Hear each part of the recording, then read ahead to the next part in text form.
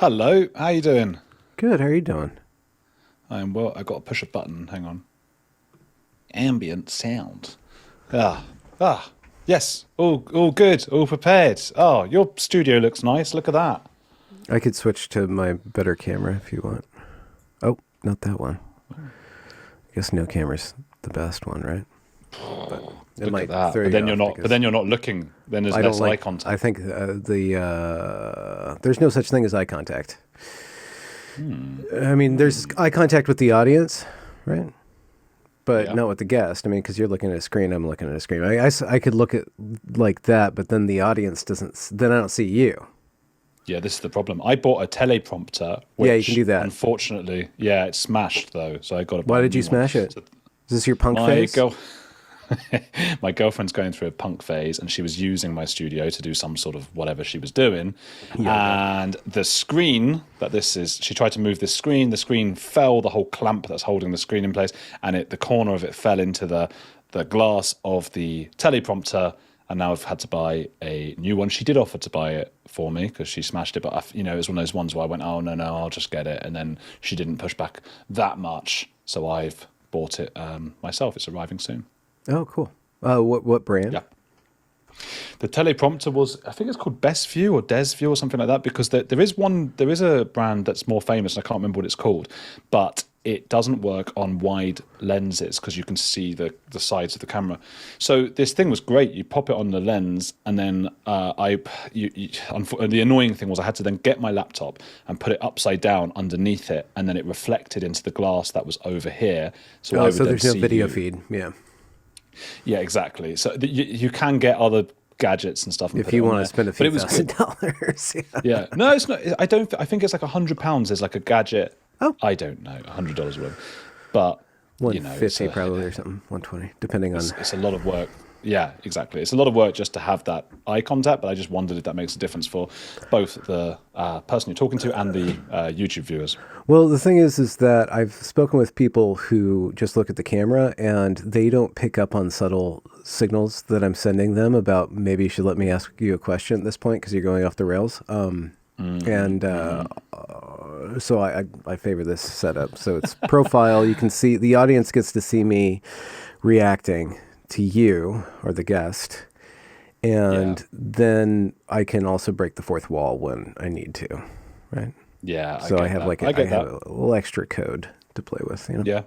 But Yeah. you That's a choose good your thing for you level to of say at the beginning as well, because now I know to look out for subtle cues that I'm going too far on an answer. I see what's happening. We've been doing this a long time, but you and I, so it's all the time. I don't know what to do when sometimes I was speaking to someone the other night and they talked an answer to my first question for about 25 minutes.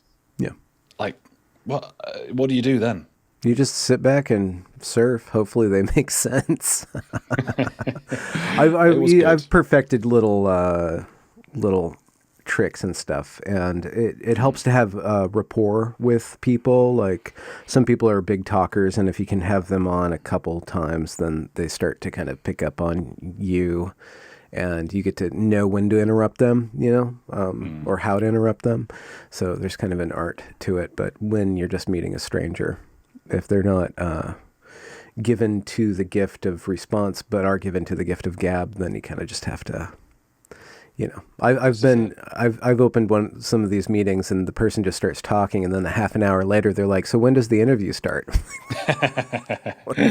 Yeah. Well, I saw when we started, I can see this little thing saying recording. I used to do that. And then people, again, they would do that, what you just said. They would say after a while, and then they'd go, oh, it's recording. And it almost like they're like accusing me. And I thought, okay, I'm not going to do that anymore. Oh yeah, But then there might be something. And if they're saying something interesting at the beginning, I'm like, wait. No, that's quite a funny anecdote. Wait, yeah, I'll click record now. So that's all yeah. this is it. This is how the sausage is made. ABR, always be recording, and don't ask for permission. Just apologize, right? What's that phrase? It's better to say sorry than to ask for permission, right? Yeah. I suppose, yeah, I spend my whole life saying sorry. I Oh, quite really? like saying sorry. Is Yeah, this it's just a easy. religious thing, or It's just is like this part of your community? of I would say it's part of the culture. Jewish community. Yeah, Oh, I've heard Larry David say a similar thing. It's the sorry. anxiety, sort of the neurotic kind of. Sorry. It's very different. But by the way, if we're talking about on a political level, this sort of ideological thing at the moment going on, where you're supposed to say sorry for everything you've done and Well, then yeah. self-flagellation, that's a different thing. But if it's a friend or family member or something, and it's just easier. Oh, I'm sorry, I didn't mean that. That's quite easy to do. How long has your Jewish ancestry been in England?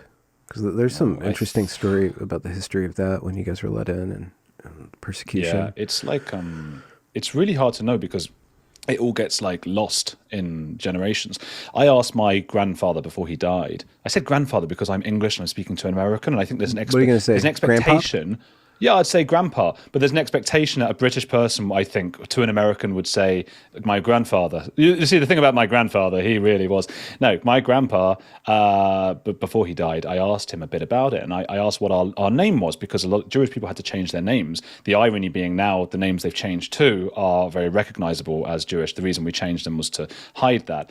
We would have had some sort of Polish or Ukrainian or whatever name in the late 1800s when my family came over to Britain. And I asked him, and he gave me the name. I don't remember what it was. And I later told my dad, like, oh, that was our name, was it? And then he said, no, he's gotten confused in his old age, and that is the Yiddish word for idiot. So he had just gotten confused, and he thought our last name was idiot. So it's just like all completely lost. And what's Oh, no. complicated things even further is that my dad was born Goldstein, and he changed it to gold because he got a lot of anti-Semitic attacks and Oh, things. And really? it was, yeah, at school In and stuff what, like that. what area or North I'm just London. interested. Okay, yeah. Yeah, Jewish area. He actually grew up in Golders Green, which is known as like stereotypically the Jewish area. Although now it's more diverse. It's sort of lots of people come in Well, and the live there now. Jew is, I'm sorry, the Jew. I don't mean that derogatory. I don't know how to. The Jewish folk. You all were kind of, or the Jewish folk were a ethnicity before it was like, before the whole multicultural thing has happened, and at least in London, where now it's like hyper diversity, and Jewish people are basically categorized as white, at least in America too. Like the ethnicity Yeah, has kind of like shaken out, and so the discrimination or the politics of discrimination are kind of different now. yeah. Have you any interest in tracking that? Is that Oh yeah. There's a great book called Jews Don't Count by a guy called David Baddiel, who's he's like a household name, big celebrity. He was on my podcast though. I was very excited to have him on, and he's been on I think the Seth Meyers show in America. So he's like going around America talking about Jews don't count, and you can imagine. I mean, it's a play on words. The expectation that Jews be sort of the money counters and stuff, but also they don't count in the sort of woke hierarchy. Now, David Baddiel himself is fairly, I wouldn't say woke, but he's quite sympathetic to the fairness? progressive side of things. Yeah. To what? What I didn't know. Fairness, I guess, is their Oh, overarching. well, he likes all that sort of progressive stuff a little bit more than I am. He's a bit more open to that than I am. So his argument is that, you know, on the progressive hierarchy of different minorities that has been invented over the last few years, Jews have been left off by the left. Whereas my argument is more there shouldn't be this progressive hierarchy of minorities. It's not that Jews have been left off; it's that the other ones it's a bit too much. So that's where he and I differ. And the point you said about Jew, by the way, was interesting. It does sound like a bad word, doesn't it? And to say a Jew. So David Baddiel himself, he has in his bio, it just says Jew. And he's sort of reclaiming that whole thing of like part of that reason it sounds bad. It rhymes with boo. It's sort of Jew boo. It's like Well, it's not you're as harsh hissing as Heb heap. or Yid. Those are two other Yeah. ones. Yeah. Well, Yid has been sort of that's a whole other thing as well. It's sung at soccer games, football games by the team that I support, Tottenham Hotspur. They sing Yid Army because there's a long history of Jewish support of the club, even though only about 1% of the fans will actually probably be Jewish. There's like this whole thing, and they sing that There as you like a guys way go of again, reclaiming. always being overrepresented. I know. That's the thing. But David Baddiel gets upset about it. He's not happy with it, and understandably so, because he says if there was like a club that felt like they had a relationship with like the black community and they were doing like, you know, N-word army instead of Yid army, people wouldn't be happy with it. So again, he thinks, oh, we've been left out in that sense, and I feel like, oh, it's fine because of the context and the intent, and it should be fine for anyone to do it. So that's the different philosophies of it. Yeah, it's interesting. If you speak about the way that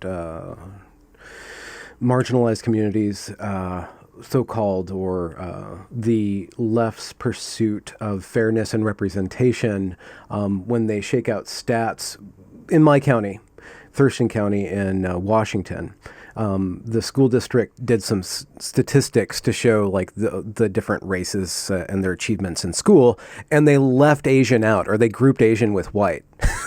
Because there's people of color and then there's whites and Asians. It's like, okay. When did we get to that point? And I think it's only in the last few years because I knew that was race. It was racist to be a white savior. That was known as like this Rudyard Kipling thing. It was known as Orientalism when it was spoken about in terms of like Asia and stuff like that. That was known as like, I mean, Ricky Gervais in the original Office and the American one as well. That was the butt of the joke a lot of the time. He tries so hard to be this sort of white savior guy that he ends up being racist. And in the last few years, that's just become this acceptable thing to do, like to really glamorize being, this hierarchy again of what race you are. Well, it's just the ancient colonial liberal thinking. It's always been there. I mean, you bring up Kipling, Rudyard. Yeah. What a name. Is that how you pronounce it? Like just now I'm like trying to figure it out, but I know the guy for a while. Rudyard, yeah. The white man's burden, right? That's always been in effect on the left or on the Democratic Party. If you look at if you look how they actually act in effect, they coddle they kind of claim these minorities, like we're going to represent you. But over time, they coddle the minorities and they just kind of play this game that's kind of racist, but they can't. But it's just like the difference between communism and Nazism. Like, it doesn't matter how many communist countries fail and how many millions of people they slaughter, they'll never be as vilified as Nazis because they're always doing it for the good. The communists are the noble, it's the noble pursuit to have like a fairness or their morality is so good that doesn't matter like the bad effects of it. Whereas the Nazi, which is a form of leftism too, if you look at it, just meaning centralized government, the Nazism, there's something about it that's so distasteful. It's like the whites are acting like they aren't supposed to act, but they can believe the same things, that they're superior, as long as they're bowing down and like prostrating themselves. It seems like I'm kind of just riffing here.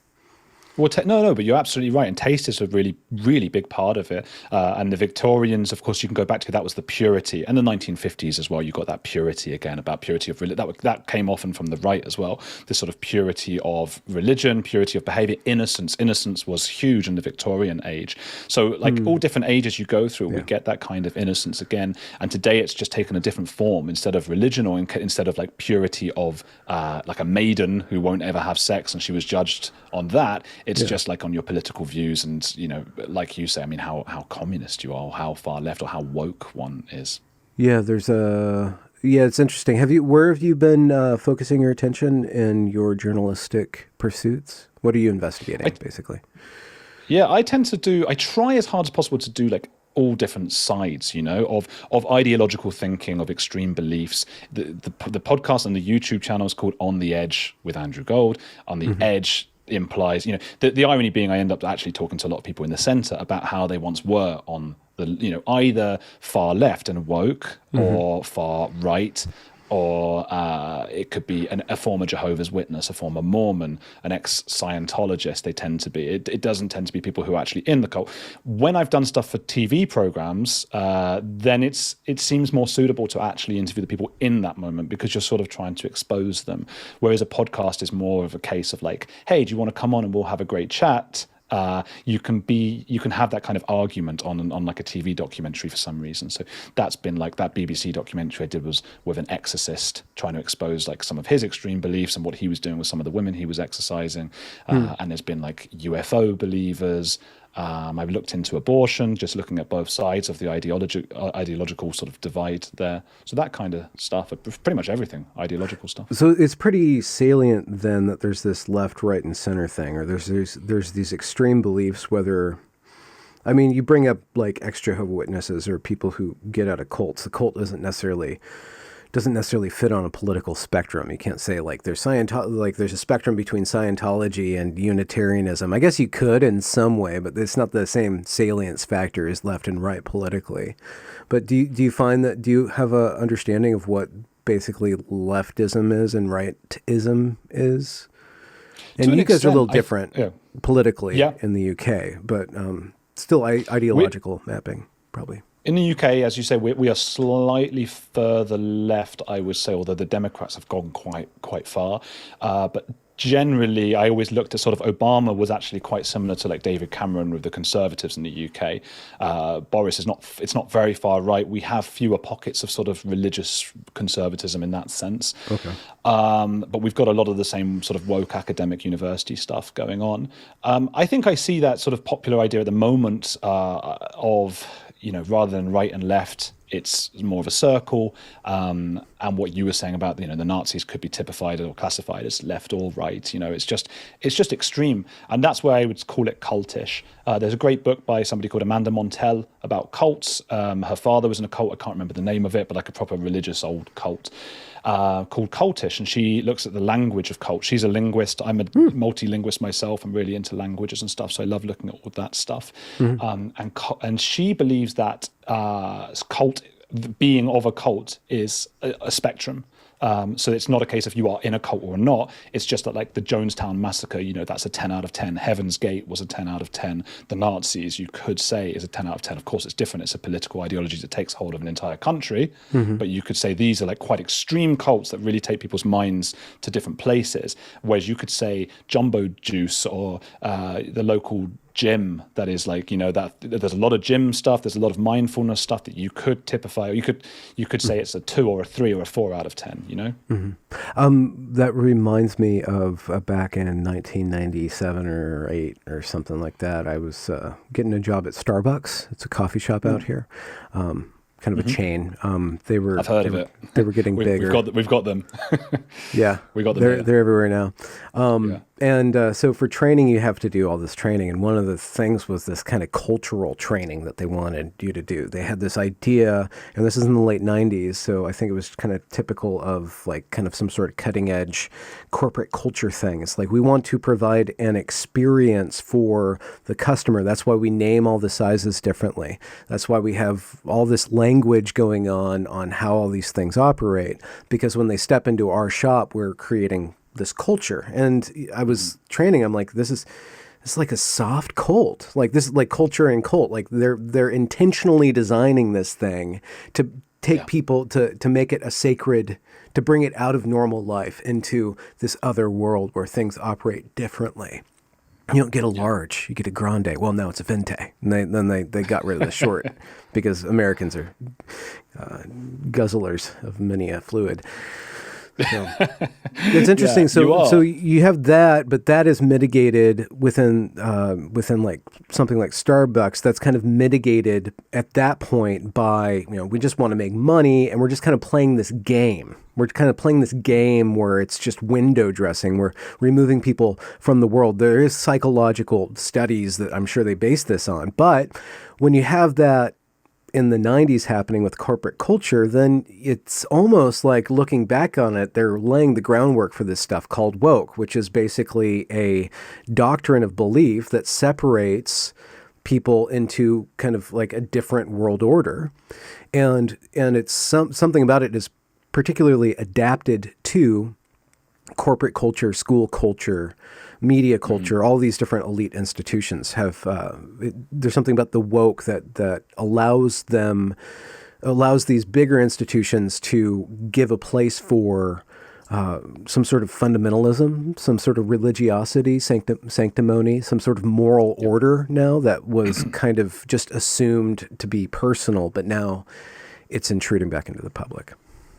Yeah, 100%. And Starbucks is such a great example because Amanda Montell, who wrote Cultish, does list Starbucks as far as I remember. I think she does, and Amazon. There are loads of these, and of what you're talking about, of course, is woke capitalism, but the cultish aspects of it, and it's insidious, I think, and I think there's a reason that I think you and I would certainly say myself, there's something about the woke side that we despise more than the other side, because so as you pointed out, Jews get it from both sides for various reasons, from the woke left because they think Jews are all powerful and stuff, and from the right because Jews are a dirty minority like all the and others. all powerful.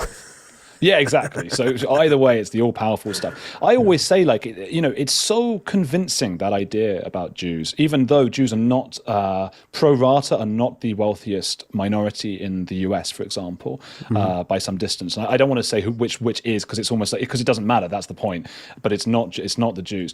But it's so convincing that I often wonder, like, I wonder if it is true and I'm just the one left out. That would be so fucking typical, that I'm the one guy that just didn't get the memo. And they're all laughing at me. They're going, "Oh, Andrew Gold, yeah, he's not involved." But does anyone? Because the amount of jobs I tried to get and stuff, where just it really didn't it really didn't help. So, and sometimes I think counted against. It's hard to say that because everyone's sort of competing for victimhood, aren't they? So you don't want to say that, but I mean, it certainly doesn't feel like it's helped. Yeah. So you're going around, you're poking your head into all these different areas, and what's kind of your driving?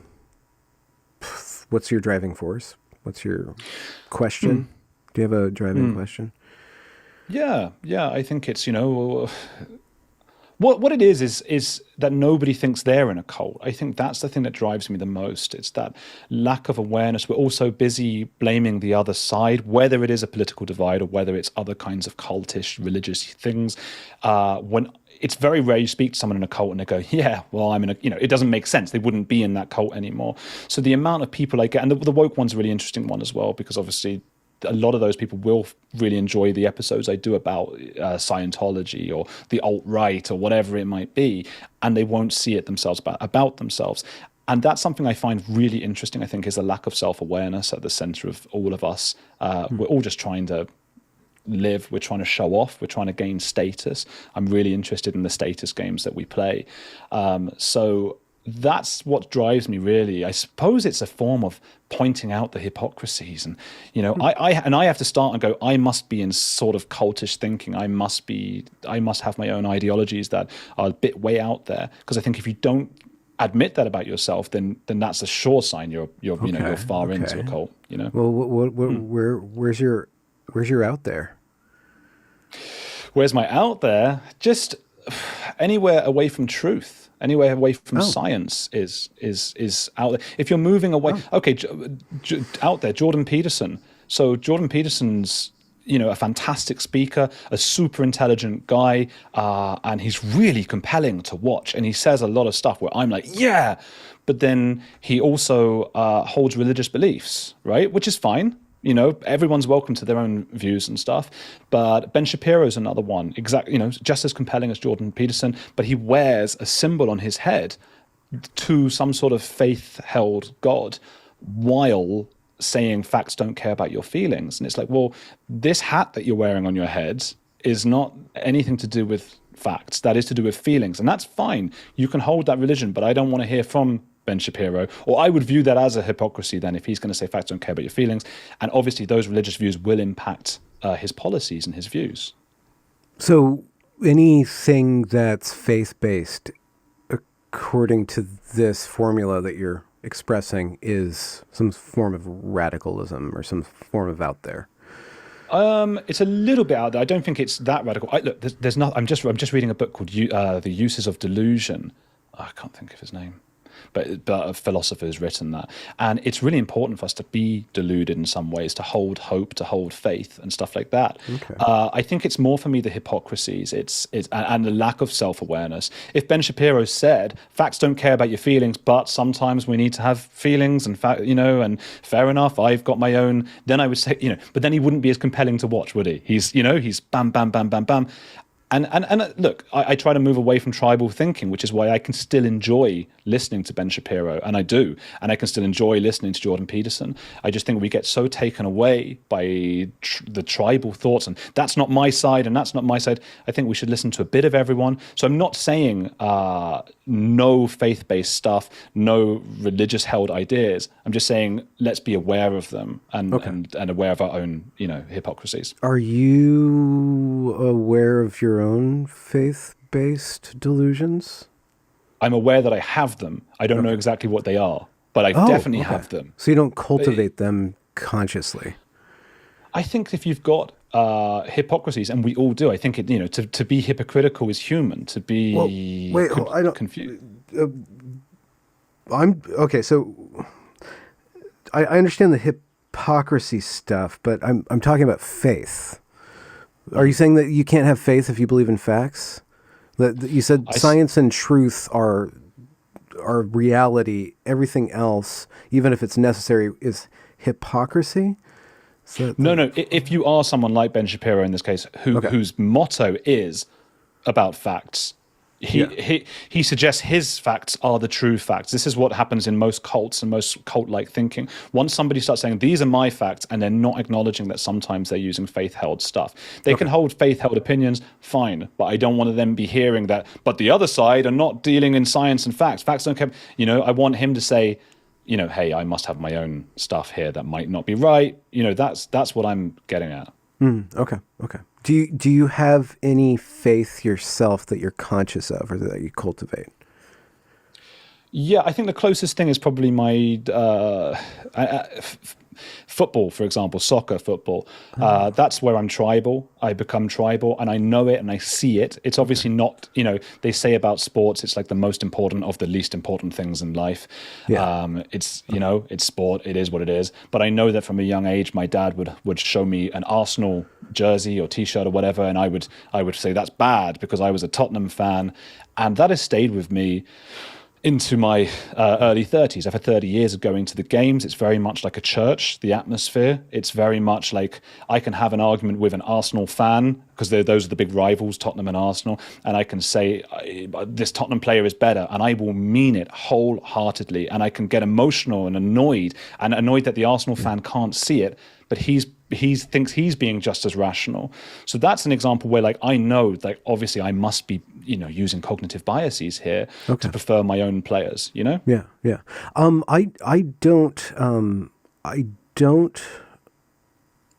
I don't mean this metaphorically. I think that the San Francisco 49ers are the incarnation of evil.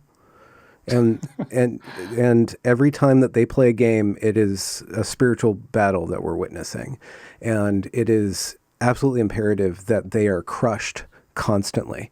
And even if they need to be really, really good to make it in the finals, we need to witness their defeat. They are the incarnation. I'm not a pro any team, but I am very aware that they are literally, they're sure. Satan manifests in the world in those gold and white striped manties or spandex pants that's all I really know. And so I'm not really a big football fan, which is what we call American football. We don't have do you guys have a word for football?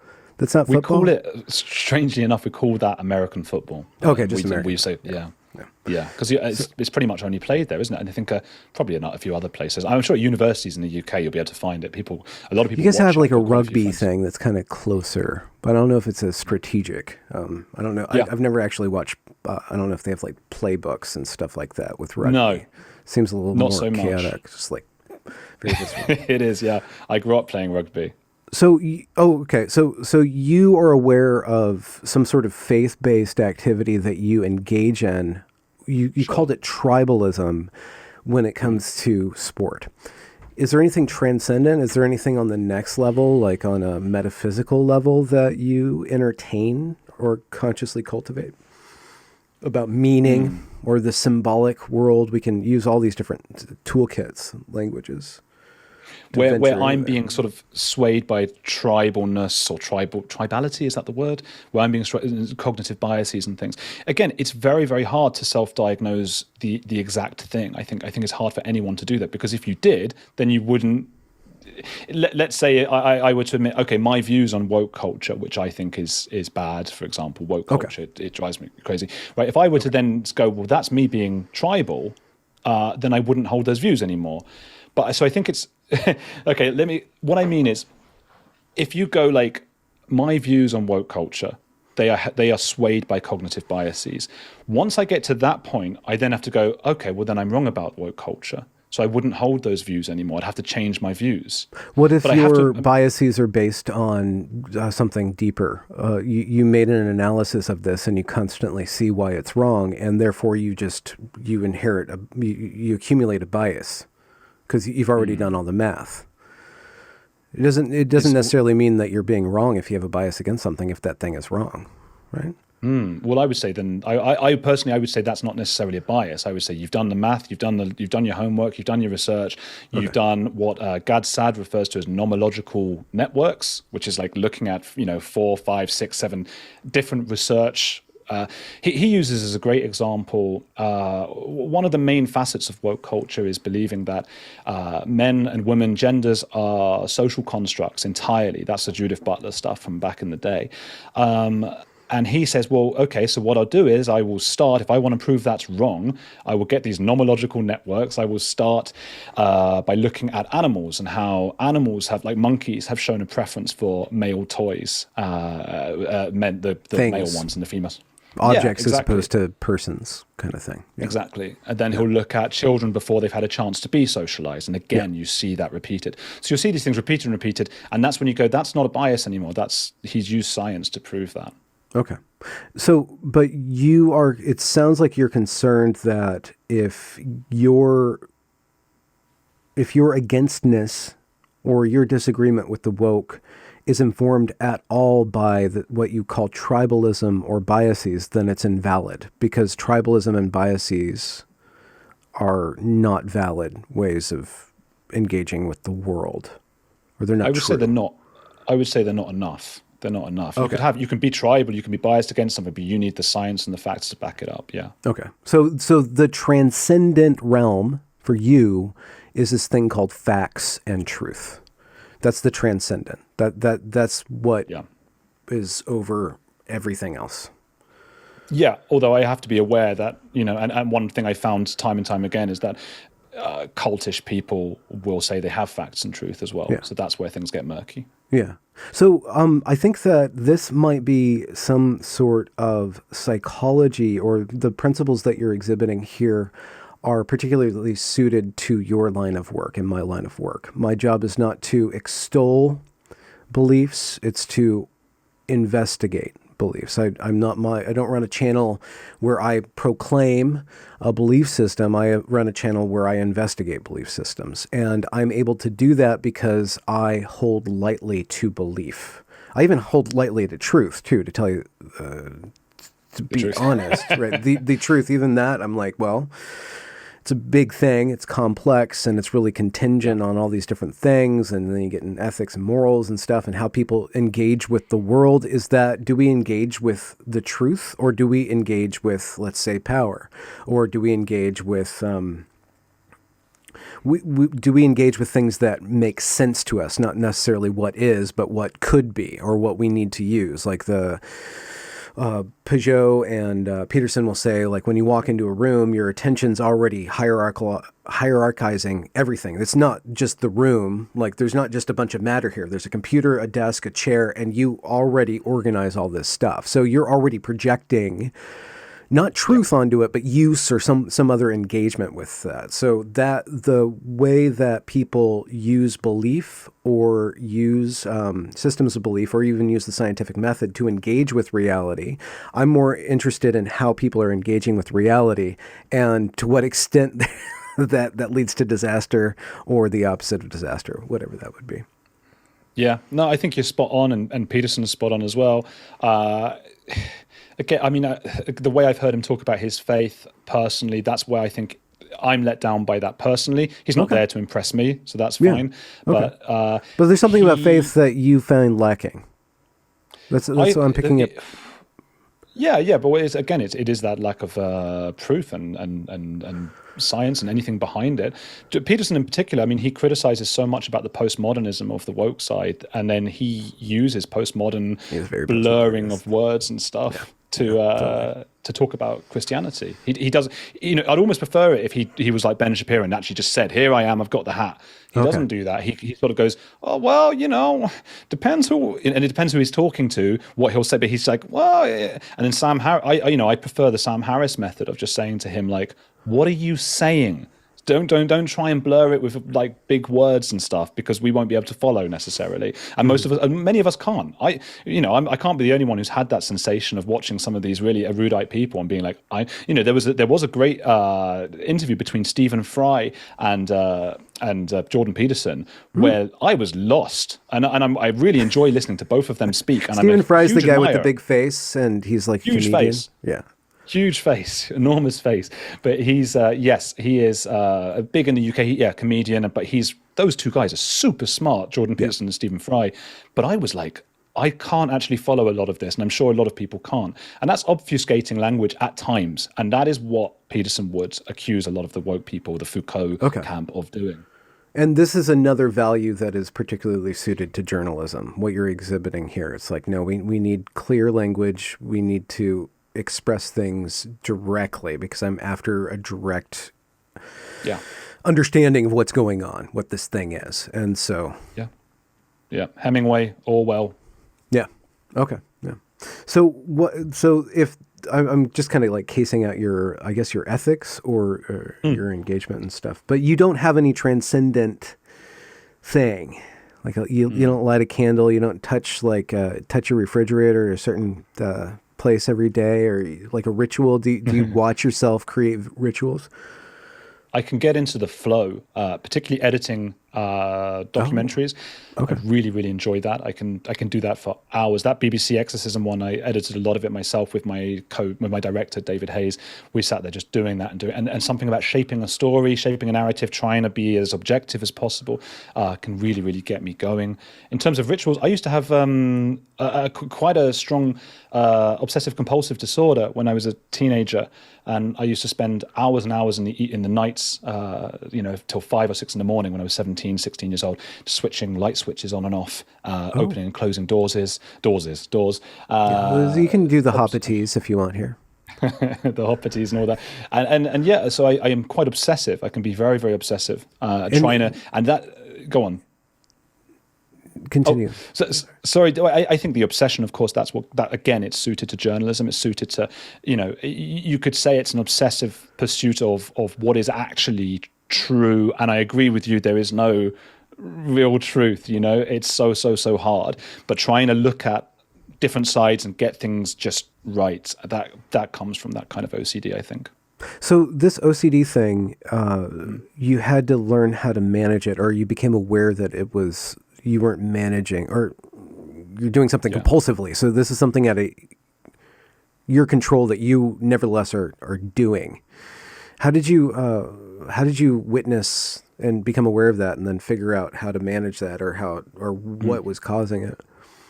Well, it's really interesting. Like the word disorder, of course, like we use that for most problems that we have in life. We call it a disorder when it is interfering with your ability to enjoy your life. And that's when it got to that. The thing is, I should preface what I'm going to say that with a lot of people who've got OCD really badly, and some people have got it so bad, and I've interviewed a lot of those people, like they get intrusive thoughts, they can't like live, and they can be sometimes very offended by what I'm going to say, which is that I think I did use it to my advantage in my career, and I think a lot of people probably have done. They don't like to admit that exists because it's sort of exoticizing what they see as a very, very serious disorder. Okay. Okay. So I don't think a lot of people want to admit that exists. And obviously, if you have it that bad, it's just going to make everything awful. You're not going to be able to have some success or whatever from it. For me, it was at a point where my life wasn't very enjoyable when I was 16 or 17. It was, as you say, it was from a lack of control. It was wanting to set up my environment how I want it. I think many, many disorders, and all of us have confronted different, mental situations in our lives where control has been the key aspect. We want to control our environments, which I think makes sense on a tribal basis. Why wouldn't you want to make sure everything is just right?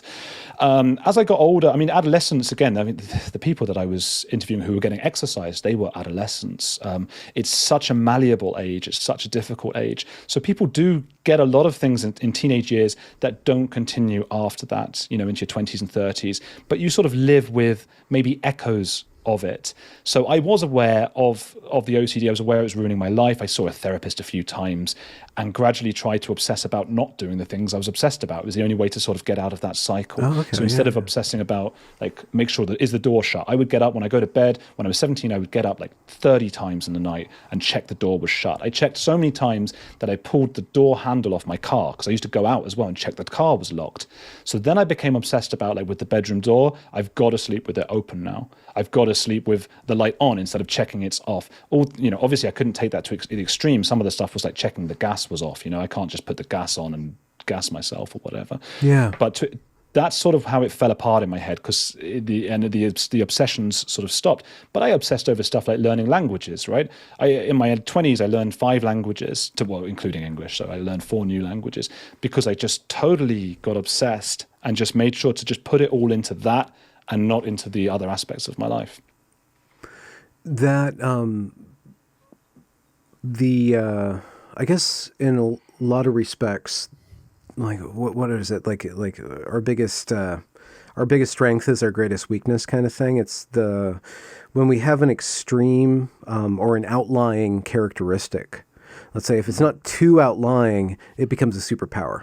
As long as you become the adult in the room and manage it, like do some sort of meta conversation with yourself and say, okay, like I'm going to confront this head on until I got the bull by the horns. And now I can tell the bull that we're going to go plow this field, or we're going to go over that mountain range, or we're just going to like bury through the ground or something like that. But you have to, there's that moment of struggling with it. And I can see how somebody would be offended if they aren't at the point where they're not completely driven crazy by this force that's just bowling them over and stuff. Yeah. Yeah, they don't like it. And it's also because you hear that a lot in like sports. David Beckham would say he's got OCD and, he puts the Coke cans all in the fridge in the same way, and it's helped him to become a great footballer. So when these guys I've spoken to, some of these guys get like this intrusive thoughts things where they think that everyone thinks they're a serial killer or a child molester or whatever. They can't leave the house. And they're watching David Beckham sort of, or whoever it might be, like sort of make light of it. So that's what that is for those guys. Have you investigated the what's it called? It's the opposite of the euphemistic treadmill, but this there was just, I was going to watch this film or this discussion about it, but just the importing of, let's just say, psychological language to just define kind of slightly out of line behaviors. Like if somebody's very orderly, then they'll start to say, well, I'm kind of autistic, or I'm kind of OCD, or, like, whereas before they would just say I'm anal, which is wrong too, because there's anal expulsive and anal retentive, and everybody only means retentive, not the explosive when they say that they're anal. But have you seen that in your investigations, or maybe even seen how woke is just kind of like this repurposing of other kinds of language in order to deal with society in a new, novel fashion or something? Yeah. Well, I often think about that. I think about, right, do you ever think about when you were 18 or whatever, and at college or whatever it might be, and you go on your first dates with girls? And I think back and I think, like, what did I say? What did I have to say when I was 18 or 17 on a date with a girl, apart from like talk about my mum or like my school teachers, So what do you do to impress someone at that age? And that's why when you go around university campuses, you look at their like accommodations, and I was just as guilty as anyone of this. You'd have all these like posters around the wall, and these posters are of like The Godfather, Train Spotting, little quotes and things, and maybe there's Albert Camus. Pulp Fiction's there. Serge Gainsbourg or whatever, all these people, like, in fact, loads of French, all the Nouvelle Vague French stuff, that's there. And that's your way of saying, like, look how unique and original I am, because I've got nothing else. I'm 18, Jordan Peterson says this himself. He says, 4 years ago, I was a 14-year-old kid. My mum was having to take me. Now I suddenly know everything about the world. So you've got all this stuff. And the irony, again, is supposed to be how unique and creative you are. But you got it from this shop outside the college where, like, everybody's buying the same posters. Everybody has the same ones around their rooms. But it's a way of saying, saying, look at me, I am interesting, even though I don't really have much to say apart from talk about my school or whatever it might be. And as you get older, you hope to amass enough interesting stuff in your life, and a lot of people do, that you don't need those metaphorical posters anymore. You don't have to take them with you.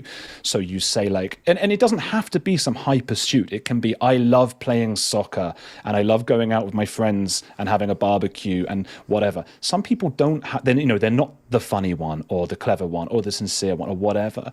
And I guess I'm theorizing here that those are the ones who then on Twitter or whatever it might be, instead of saying who they are, which is like a very difficult thing to pin down, but I'm someone who likes this stuff and this is what I like to do. It's these little diagnoses about them. So it could be what you're saying, the autistic one, haha, this is who I am. I'm the one with dyslexia. Or it could be he/him, she/her, whatever it might be. And that gives them, I think, the metaphorical equivalent of the posters around the room, a talking point. But really, you would like someone in there, at least if they've reached their 30s, to have something, some life experience, something interesting and fun and charismatic to talk about, So on that level, that which is the woke is just kind of some sort of easily adopted cachet or language to have some sort of status or be a part of a community and be on the right side of history if you want to go really extreme with it, which it gives you all the tools to go as extreme as you want to be. But there's something a little bit more annoying about it to you. It seems like you dislike it. And it seems like it's more than just being annoyed with 18-year-olds. There's something about it that perturbs you Yeah, it's boring. It's boring people, unfortunately. It tends to be the case that those who are going around telling others what they should and shouldn't say, which does happen on the woke left. It happens on the far right, particularly the religious right as well. We have to accept that because I think a lot of us commentators, we do focus on the woke. And the reason for that is because it's so insidious. It is so hypocritical, this idea that they are so righteous and we have to bow down to them. But it doesn't mean it doesn't happen in other pockets and other cultish behavior, this kind of telling us what to do. So yeah, I think it is more than anything else, it is boring. It is really, and Stephen Fry talks about that, about, he was talking years ago, but it was about people on the right trying to censor him, about swearing. And he said, why can't I, swearing, it's fun. It's interesting. It's something different. It's and so that's what it is. I think I'm put out by the boringness of it. Well, then what's the answer then? Something that's fun? Unfortunately, some people are really boring, and I think that that's just the case. If you've got, we can develop some sort of gulag for the boring. Well, we have to either you can't live with them, you can't live without them. So we're just going to march them off to Siberia, and they can bore each other while they weave our clothes or something. Develop semiconductors or something. If you've got 7 billion people in the world, and more, social media, whatever, everybody can be a star. Everybody wants to be this thing. We are narcissists, right? We try to pretend we're not, and that's another thing that annoys me, but we mostly are to varying degrees. So we all want to stand out, but unfortunately, it is just a case, and everyone listening to this, everyone watching this will know some people who are quite boring, unfortunately, but they want to have that cultural cachet that you spoke about. There's a great book called The Status Game by Will Storr, where he talks about 3 very common types of status that we search for in tribes. One would be through dominance. If you're the most dominant in the tribe, then you're going to get the food, right? You're just a dominant, big, aggressive person. You're going to get some of that food, right? If you are successful, that's the second type. You're going to get the food. You've just invented the wheel, right? They're going to share food with you so that you keep inventing cool stuff and help them to live. The third one is what is it? Virtue. Sorry, virtue is the third one.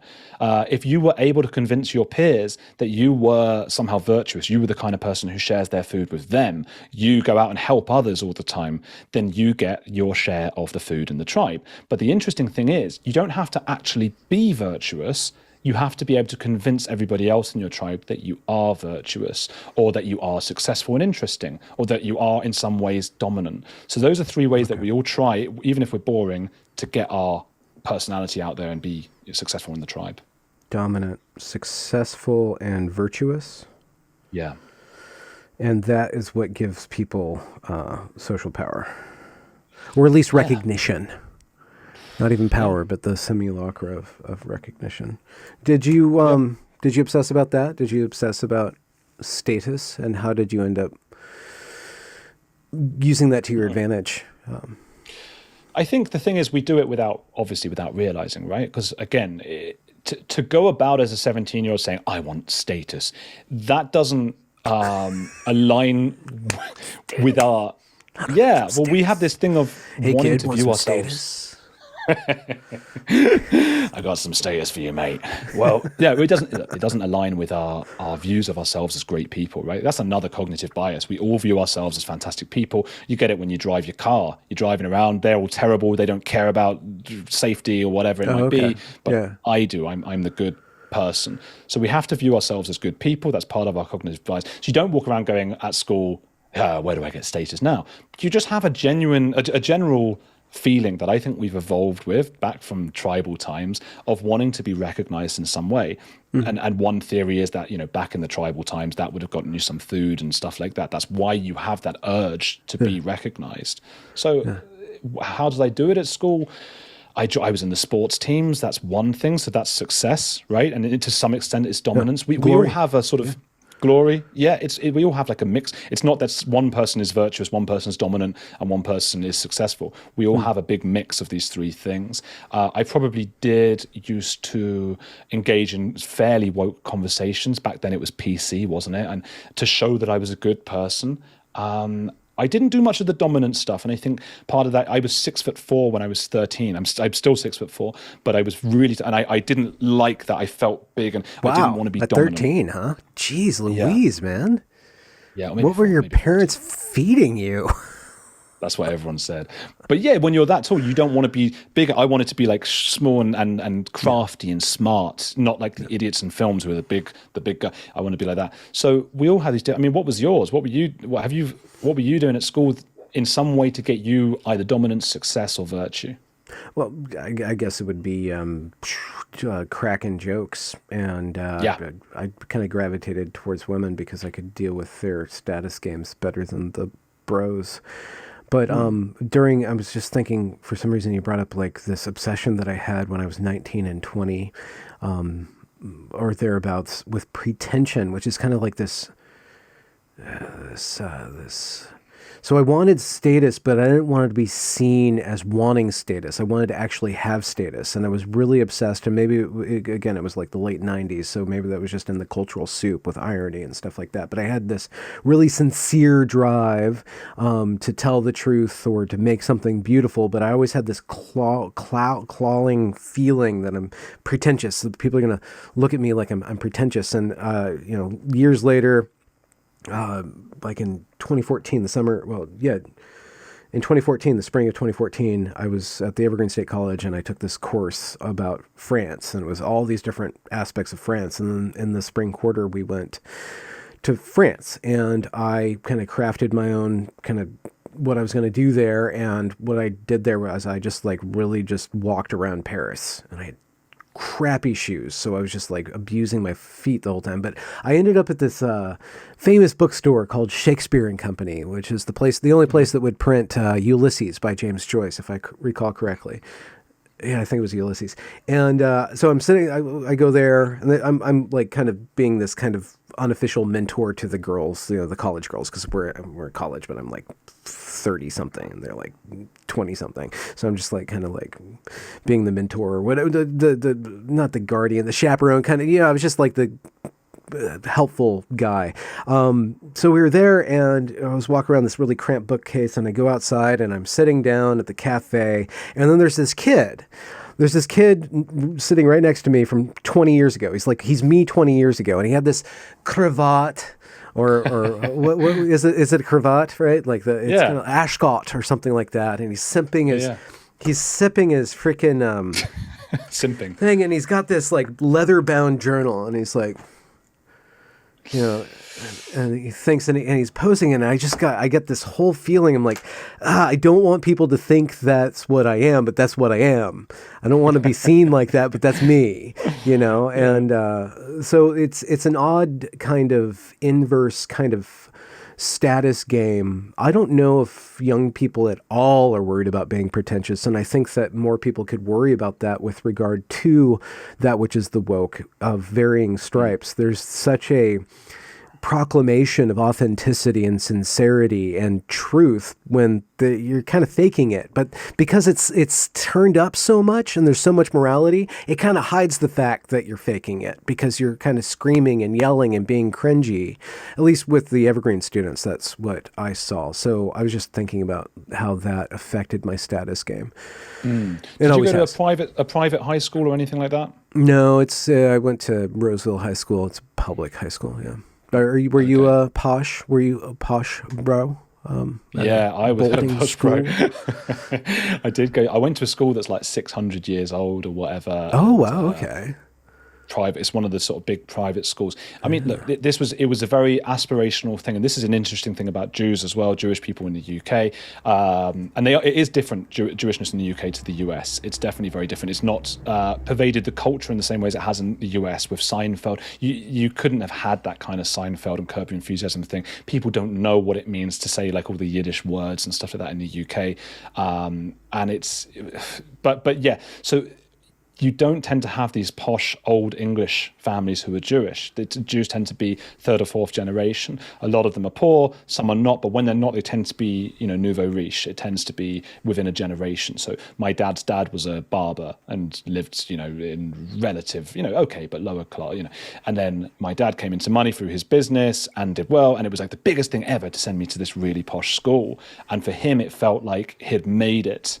Finally, he was able to send me there.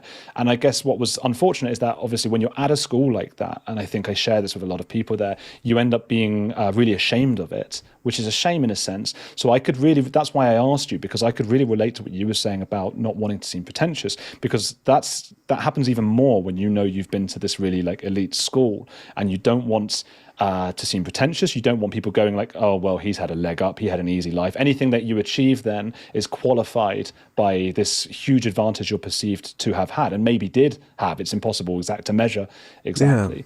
Yeah. Okay, so that, I guess that whole shame function of pretension is evident in this thing called privilege. Privilege is the reinvention of it, but then it's mapped out within the woke liturgy that we have these intersections and then these different identities, and they are the mitigation of pretension or this thing called privilege. And so you try to mask it. There's this two memes that I put together on Twitter the other day. There's this one meme, the guy looking at, holding the hands of the girl and looking over at another girl, yes. Right? And his girlfriend. Well, there's that put together with like this really strange picture of this beautiful girl like holding another beautiful girl and feeding her milk. And the whole thing is about white people, white guilt. It's like this whole like weird kind of the fake woke thing for the privileged class is to perform this guilt and to kind of like either perform the guilt or you accept the guilt, or then we invented this category called the Q or queerness, where now we can reabsorb ourselves into the status of being lower class or being disadvantaged by saying there's white guilt, and then you just put queerness over that, and like now I'm NB, so now I'm kind of different, or I'm neurodivergent and stuff like that, to escape that. But I know I'm rambling, but I'm just trying to pin down the dynamic that I grew up as pretentious, and status is now kind of constellated.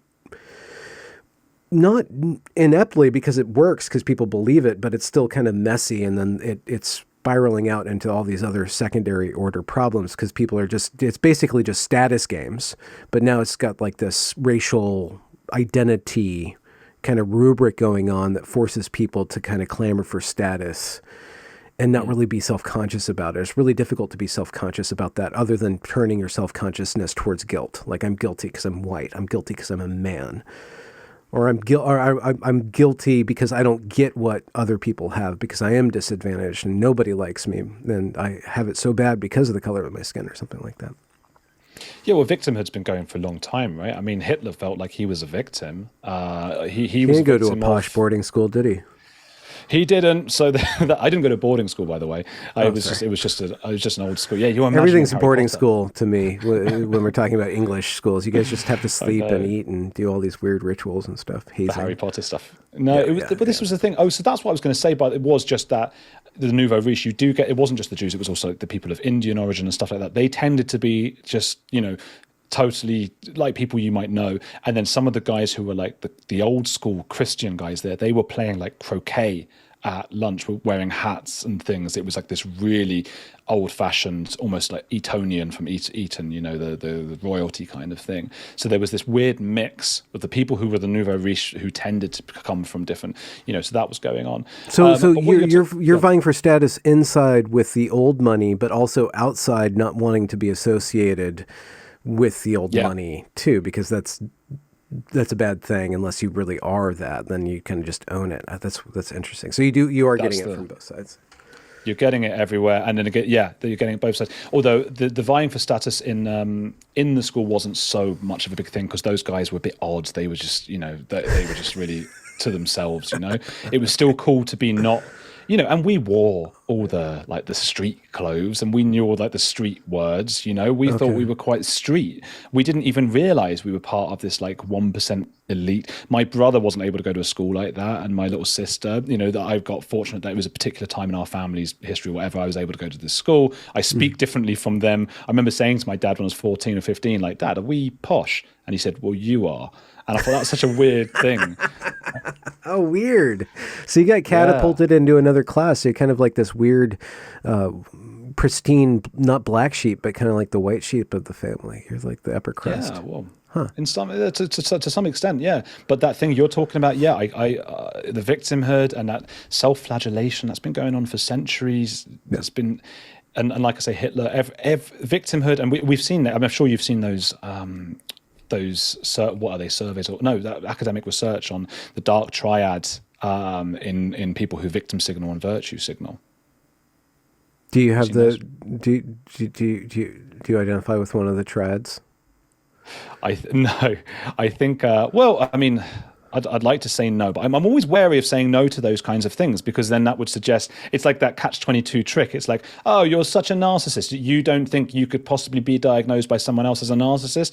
So I don't want to ever say no to any of those things. But I'd like to think I'm not narcissistic, Machiavellian. Is dark triad different than cluster B? Do you know what dark triad I don't know is? about that. Yeah. Dark triad is narcissism, Machiavellianism, and psychopathy. And there was a big academic paper that went around about a year ago where they showed that victim signaling and virtue signaling you were more likely to have one of the dark triads. Okay, so Machiavellianism, narcissism. What was the other one? And psychopathy. What's psychopathy? Where you Being just a don't care? psychopath. Yeah. So Yeah. Well, all these things are on spectrums. I think we like to believe that there's us, the good guys, and the psychopaths. But we all have a bit of lack of empathy. We all like to pretend we have more empathy than we do. Well, I mean, if I go back and kind of analyze my obsession with pretension, it really was a narcissistic thing because I was just really thinking about myself, but I was just thinking about myself darkly, right? And then trying to one up that. I was trying to make that feeling of wanting to be good. But that's how I eventually solved my obsession with status and with pretension, was that it doesn't matter. The only thing that matters is if I do good work. The only thing that matters is if I do good work. So I have to I remember I'm going to be a writer. This is in my 20s. I'm I have to be a writer. So I would, I would write and it would be crap. And then I'd go out onto my porch and have a cigarette and think about 10 years from now, somebody's going to be interviewing me about this wonderful book that I wrote, and and I go through my head, and then I go back and oh, this is shit, and then, so just that interesting self-obsession and that ego. I tried to use that ego that I had, wanting to be important, wanting to be somebody that people would look up to, respect, worship, and adore, and try to pour that drive into the material. Into the work, and then that kind of eventually I just failed so miserably that I can't pretend anything other than what happened. So Yeah, but you're able to analyze yourself, and you're able to say, "Hey, these things that I did them out of perhaps selfish, perhaps narcissistic, reasons." And that is what I took. If we go back to the very beginning, you were saying like, what is it that you look into? What is it that you're, And I said hypocrisy. What I mean by that, it doesn't really matter about the faith held whatever. What matters here is people not being able to look inside themselves and go, you know what, I might be a bit of a dick. I might do things that are human. Animal. We're animals, and we do stuff for ourselves. We are selfish. And I want to be in a room. If I'm going to have dinner with a group of people I don't know, and I'm going to meet some new people, I don't want to sit with people who think that they are virtuous and fantastic and somehow godly and pious. I want to sit with a group of people who know that they do things because they are shitheads like me. Oh, okay. But and yet nevertheless get something good done. Nevertheless have some talent. Nevertheless aren't just boring. Yeah, but I inevitably, those people will not be boring. If they have the talent to be able to look within themselves and see those things and admit that they're selfish, they're probably going to be a lot more interesting people. So one of the dark triads is Machiavellianism. And I'm sure that, I don't know exactly what that means. I guess it's something about being strategic and just seeing the world as a bunch of power plays. But you kind of have to do that as a owner and operator of a media empire or fief, or what would you call it? A duchy? I don't know how big your media footprint is, but how do you go about consciously doing this as a business? Yeah, well, it's a really interesting question. And another point about cults with that is that I recently did a YouTube course, because I've just gone from, I've got my audio podcast and I've just put it onto YouTube. It's slow. And so I've done this course. It was $200 or something. You can say Quid if you want. I'm not... Well, what about, but I'm not thinking of you. I'm thinking of the viewers, the unworldly viewers who aren't aware of quid or bob or pounds or whatever. But yeah, got to be aware of that, because I'm being Machiavellian. I see I'm thinking of all the views. No, but I think, so the first week it was like a daily thing. It was a 30-day course. And the first week of being a YouTube success or whatever was all the stuff, get your about page right so that people know exactly what this show is about, make sure blah, blah, blah, blah. By like day 7, 8, 9, 10, they were stuff like icons, make sure there are certain icons that are in the background. Rituals was another one. Sacred words. And a lot of YouTubers have sacred words, particular words they use all the time. It means something just between them. Okay. So there was a Jehovah's. Yeah. What? Go on. No, I want to know what did you... No, I for a while there had this. It was a running joke, but it was kind of a sacred word. Whenever the word harm was in the show, like there was this ding, and it came from like this one article that I kind of discussed about something that happened at a college where the trans rights activists thought that they're about to be murdered because something was going to happen, and somebody wrote this article, and there was like 96 mentions of the word harm. So I just had harm in it every time, and then it just kind of like spilled out, and that was kind of like an inside joke for a while. But I kind of moved away. That's a great example. Imagine being with the writer of that article. How boring! How just boring! And that's not spoken enough. That's not spoken about enough, because I know it doesn't get virtue points, right? But boredom. I know I keep going on about it. Entertainment versus boredom. I want entertainment in my life. And I think that's a really important value. But I was going to say about the YouTube, another one is non-believers, right? And I see this again on a lot of shows, non-believers.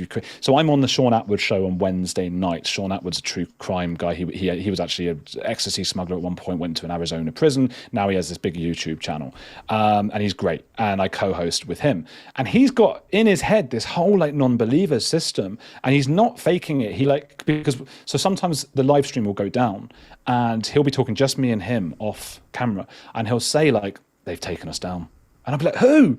And he's like, they're trying to get us. And to be fair, he is right that people do hack him.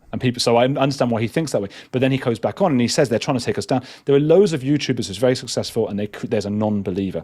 Anyway, what do you mean by is non-believer? I'm not. There are people against us. You're saying there are people against my channel. There are powers that be that are trying to take. And sometimes it's true, as is the case with Sean. But in other. But it's also very salient, and people rally behind you, and you become really important when you're embattled. Yeah.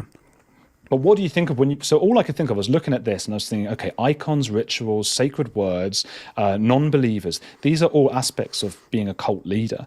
Being a YouTuber is very much the same. So I think you hit on something real there, and I think if there is that hypocrisy that you and I have, and many of us have, if we're going to engage in trying to expose cultish or ideological behavior, we have to look at ourselves and go, to what extent are we cult leaders? Or making cult leaders of ourselves. And I'm not sure there's much you can do about that other than acknowledge it.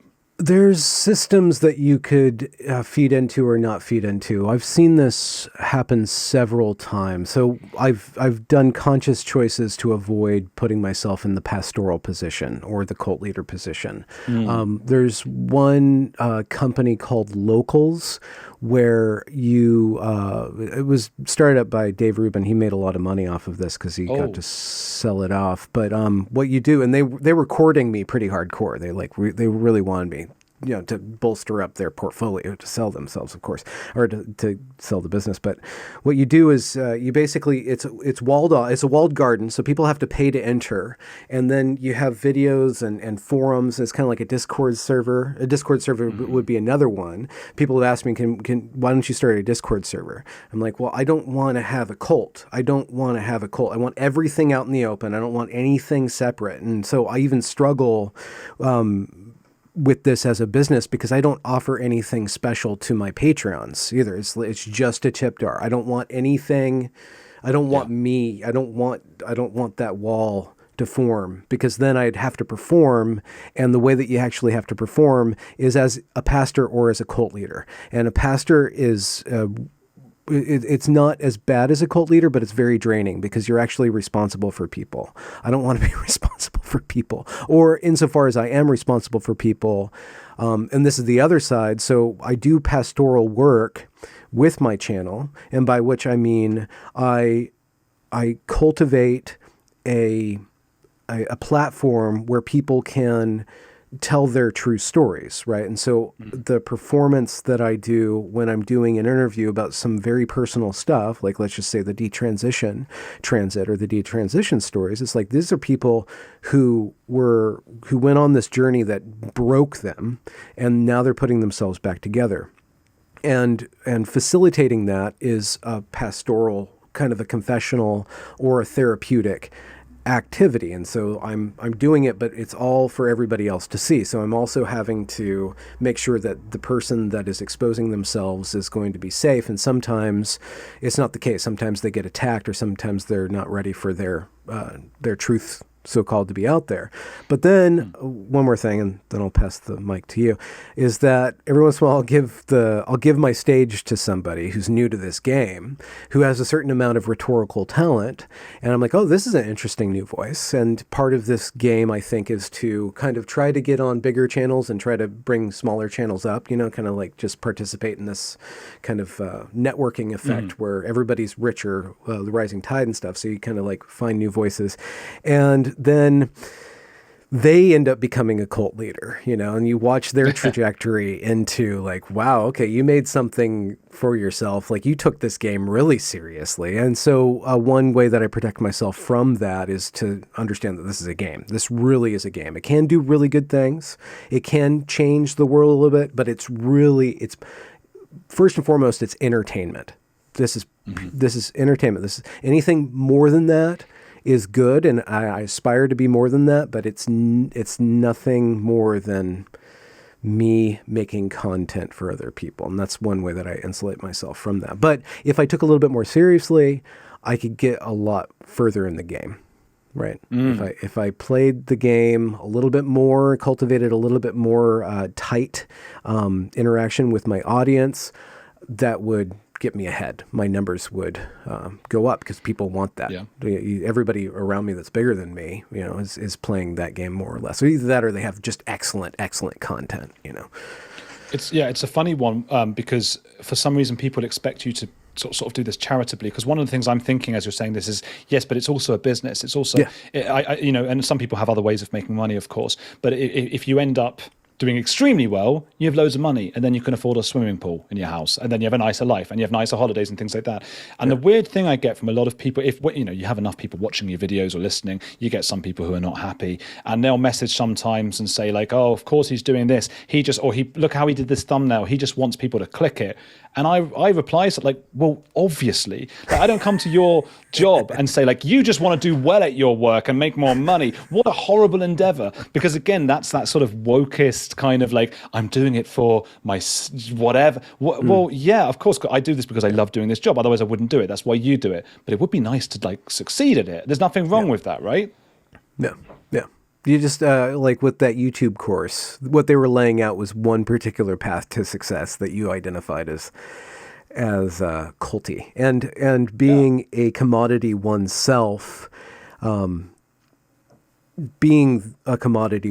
which is the weird thing about YouTube, insofar as it is YouTube, it's that you become a product. You become an influencer. You become, you know, the intellectual, you become the product. And so what does that actually mean? And how do you do that in such a way that you can do it healthily, do it ethically, and then also make good product and then succeed too? So like there's like kind of a tension that if you don't admit to yourself or to your audience, you're either doing it blindly or you're doing it deviously, right? Yeah. No, that's what it is. And we want to succeed, we want to do well.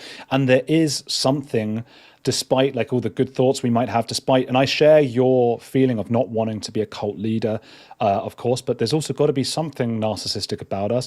Look at the shows. We've got our names on our channels. We've got our big fat faces. I'll speak for myself. My fat face on the screen. The show we're interviewing other people, so obviously we like listening to others, which is nice. That's a good trait, isn't it? We're listening to other people. We want to know about others. We're curious, but there has to be some level of maybe narcissism or selfishness or whatever, but no more necessarily than anyone else. That's the thing. But I want to admit that part. I want to go, okay, that's all right. I've got some ego, right? Yeah, one time somebody said that I just like the sound of my own voice. I'm like, do you know how much time I've worked to have a good voice? Of course I like my voice. Like, I sculpted this thing. You've got a lovely voice. Like, why can't we do that? And particularly in Britain, by the way, Ricky Gervais has talked about this, that in the US, there's a lot more, you're allowed more to be ambitious, to be aspirational. Okay. Yeah. These are bad words in the UK. Not that we're not just as ambitious or aspirational, but we're not in polite society. Yeah. It's kind of hidden, it's the gentleman doesn't admit this. Yeah. James Corden is hated in the UK. Hated. Everyone hates this guy. Is this the guy that's the Labour guy? No, that's Jeremy Corbyn. James Corden is the skinnily challenged man who presents the late show, and he does singing in cars with people in America. He's like big in America now. He's like Ellen DeGeneres or whatever mixed with Seinfeld, but he's British and he's big. You have to take my word for it. He's very big in America now. And he's hated because people go like, oh, look at him. He just wants the success and the fame. Yeah. I'd rather that than somebody pretending they're not, because like I said, just boring. Yeah. So speaking of boring, or the opposite, what have you got going on your channel? What's coming up? What projects are you guys doing? I've just had out today, actually in like an hour and a half actually, is because I put them, so they go out on the audio podcast of On the Edge with Andrew Gold in the morning, and then in the UK that is, and then later they go out on YouTube. I do like a live premiere. I'm chatting to people in a very cultish way.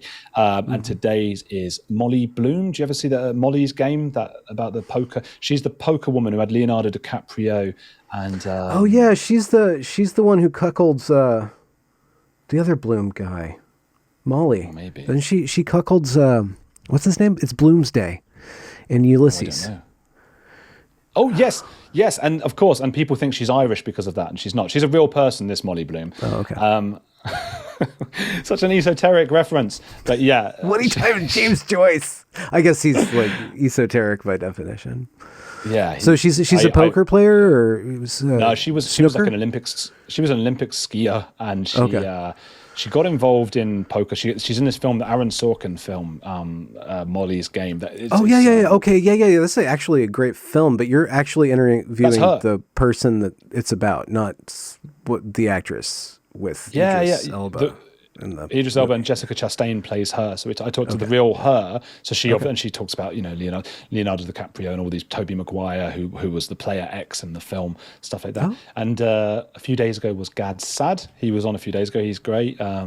Completely mad, bonkers guy. Richard Dawkins was on recently. Oh, cool. He was really good, and he accidentally swore at me. He seems to not know that the middle finger is a swear. So he was showing me how birds fly, and for like a minute, he's got his middle finger up at the camera. How do birds fly? And just it was sort of like that kind of. He's just doing that for like ages, absolutely ages like that. And I'm just sitting there cracking up, and he doesn't know why. So yeah, Dawkins, Amanda Knox, she was good. She came on recently. Do you know Noxie? She's known as Foxy Noxie. Amanda Knox was the she saw feet pics or something?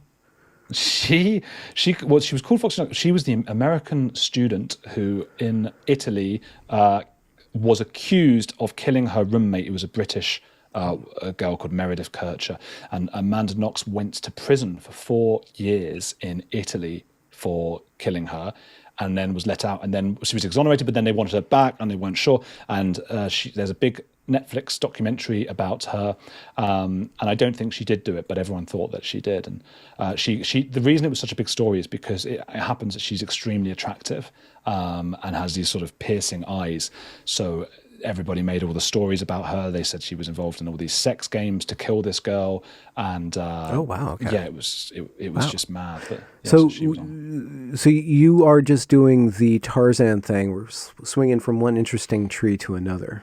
Do you have like an overarching theme, or you just kind of entertainment? But yeah, no, it's if I can generalize, I mean, because there's 3 episodes a week I do now, so if I could, it is hard to keep it the same. There are some podcasts where each episode is roughly the same, and I just think like, well, if I'm doing 3 a week now, I want to every now and then throw in a weird, strange one or a comedian or whatever it might be. Yeah. But a lot of the episodes deal with, in some sense, cultish, extreme ideologies, why somebody thinks a certain thing. It could be psychologists coming on to talk about, today I interviewed somebody, the dean of Yale University, Marvin Chun, because he does a lot of work on mind reading through fMRIs, because you can now see what people are thinking. If you plug their brains into an fMRI, you plug them in, but whatever you do, you can actually show pictures and videos of what they are either imagining or watching, which has ramifications for pretty much everything. But Minority Report in the future, if this technology were to get better, it has ramifications about free will and determinism. So all those kinds of topics. I'm writing a book at the moment for Pan Macmillan about the psychology of secrets and perhaps the death of secrets. We live in a society where we can't really hold secrets anymore to some extent. And gradually, if this kind of technology were to get better, that you can envision a future where, people can read each other's minds in that sense. And it's quite scary. Wow. Okay. So you're just, you're investigating all the things. All the things, man. Fascinating stuff. So mention your channel again. It's On the Edge. Lovely audience, On the Edge with Andrew Gold. Come say hi. Let me know that you came from Benjamin's lovely channel. I like. Yeah, you get a 15% discount on pretentious underwear or some sort of special culty thing. Do you have merch? No. Oh, my dad for like Christmas got me t-shirts with my whatever, and it's like I can't wear that with my face on it. Yeah. Have you got that weird stuff? No, I don't. I should. You never know. It's just more. It's more work. You end up doing. You talked about why you didn't want to do Discord, and that makes perfect sense. I haven't got involved in that either. The culty aspects and the closed doors and stuff. And I'm the same with my Patreon. There's very little. That it's basically the same thing, but without ads. It's just a replacement for ads. And then sometimes there's a little bonus bit or something of like 10 minutes. But what was my point? Oh yeah, well the other reason not to do a Discord and not to do the TikTok and it's just more and more and more work for less gains. So it's too much stuff. Yeah, it's weird to be something that people want to consume. Well, how much do I want to keep to myself? How much should I Well, yeah. give away? How do you feel about that? I'm in a pace. I like the interviews. I get to be me, but I get to be a producer, like it's a little bit less about me and more about the product, right? And then just kind of engaging with other people. Yeah, but that's what we tell everybody's ourselves. got a different skill. Yeah, I don't know. Just I had how a dark triad-y I am. We all are. That's the thing. We all are, and then we're all in different levels of it. I had a listener the other day asking for my address because they want to send something to my house, and P.O. box. so that's when it. That's the well. I went to the post office and asked them about that, and they said like, "Well, I don't know. Maybe I've got to do that. I don't know. Do you get that?" Every once in a while.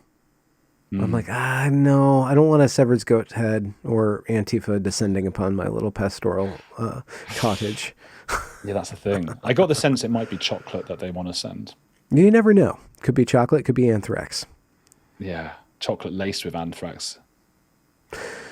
Andrew Gold, let's sign off from the recording portion of the interview and we can chat offline. So thank you so much for joining me. It was a fascinating conversation and it's great to meet another fledgling fantabulist or YouTuber, whatever we are.